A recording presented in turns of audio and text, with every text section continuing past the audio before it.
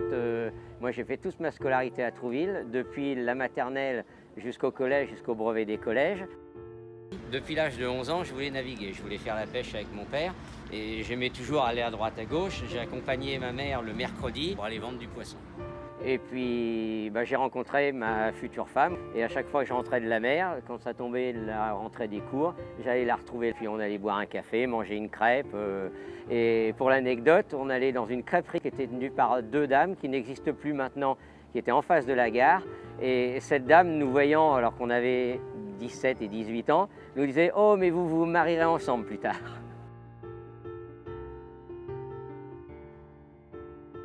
L'impasse Main, c'est là qu'habitait mon grand-père et qu'habitait ma mère pendant la guerre. Et mon grand-père a été arrêté dans sa maison. Enfin, une fois arrêté, il a réussi à s'évader.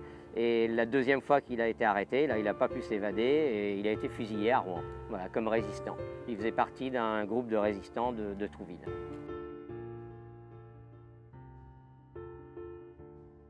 En fait, on a dû arriver dans la rue Berthier, c'est une maison que mes parents louaient. On a dû y arriver, je devais avoir à peu près 6-7 ans. Et donc depuis les souvenirs que je peux avoir, on a toujours eu la vue sur la mer, on voyait toujours la mer.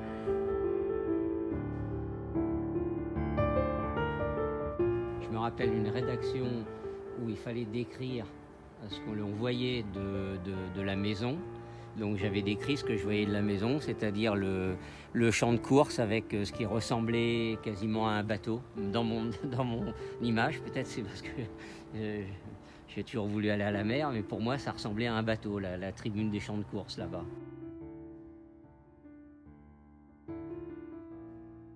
Une maison de pêcheurs, en fait, c'est les premières maisons qui étaient avenue des Écors à Trouville.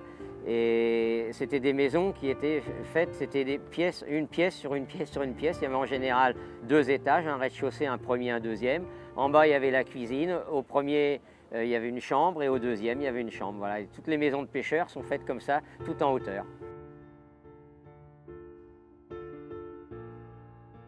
Et puis là, aujourd'hui, comme vous pouvez le constater, c'est la pleine période de la pêche coquille Saint-Jacques. On n'arrête pas de changer de matériel, coquille poisson. Et là, aujourd'hui, je suis en tenue de travail. Voilà, j'ai toujours pas raccroché les bleus, comme on dit.